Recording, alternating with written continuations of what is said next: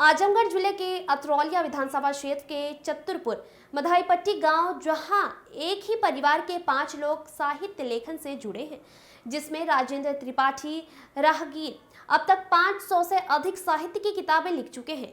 30 किताबों का प्रकाशन भी हो चुका है। लगभग 500 किताबों का आर्थिक स्थिति ठीक न होने के कारण प्रकाशन नहीं हो पा रहा है, जिससे इनके लेख नष्ट हो रहे हैं। इनकी ये किताब अयोध्या खंड काव्य मानव संसाधन विकास मंत्रालय ने भी खरीदा है। जिम्मेदारों की अब तक इस पर नहीं पड़ी, जिसके कारण आजमगढ़ की यह प्रतिभा दबी हुई है। अब तक किसी ने भी इतनी किताबें नहीं लिखी। राजेंद्र और उनके पुत्र हेमंत त्रिपाठी किताबों के प्रकाशन के लिए कई बड़ी नेताओं से भी मिल चुके हैं, लेकिन उन्हें आश्वासन ही मिला है।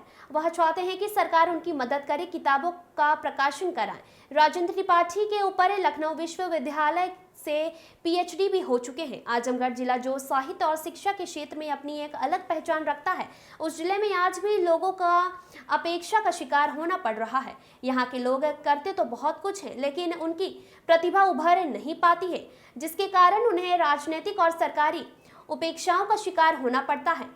जिले के चतुरपुर मधाईपट्टी गांव के राजेंद्र त्रिपाठी अपनी रचनाओं के कारण कई बार पुरस्कारित भी हो चुके हैं, लेकिन इनकी प्रतिभा की पहचान कराने वाला अभी तक कोई नहीं मिला। फिर भी इनकी साहित्यिक रचनाओं के प्रति दीवानगी कम नहीं हुई और यह लगातार साहित्यिक रचनाएं लिखने में लगे हुए हैं। इनसे प्रेरणा लेकर इनके बच्चे भी साहित्यिक रचनाओं में रुचि ले रहे हैं। अगर सरकार की तरफ से इनकी रचनाओं को प्रकाशन में मदद मिले तो इनकी प्रतिभा दुनिया के सामने आ सकती है। पैसे की तंगी के कारण यह अपनी रचनाओं को प्रकाशित नहीं कर पा रहे हैं। नाम है सर आपका?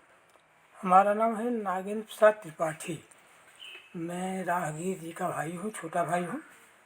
और वैसे साहित्य का नाम तो नागेंद्र जोगी है। मैं भी लिखता हूँ।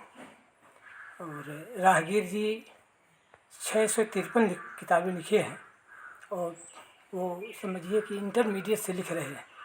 और उनकी पहली कविता, पहला खंड काव्य बंगाल की बाला जब बीए में पढ़ रहे थे तब लिखे थे। और इसके बाद फिर तमाम राष्ट्रीय रचनाएं लिखे और गज़लें भी लिखे और नई कविताएं लिखे, नवगीत भी लिखे, आज भी लिख रहे हैं। उत्साह में कमी नहीं है, वही तरंगे वही लहरें हैं, आज भी उसी ढंग से काम कर रहे हैं। और हम तो ये चाहते हैं कि प्रशासन इस पर ध्यान दे, ये उत्तरदायित्व बनता है प्रशासन का। लोग ध्यान नहीं देते हैं, सबसे बड़ी कमी यही इस देश में है। और चाहते हैं कि जोगी हो या मोदी हो, कोई भी हो, कम से कम इस पर ध्यान देना चाहिए।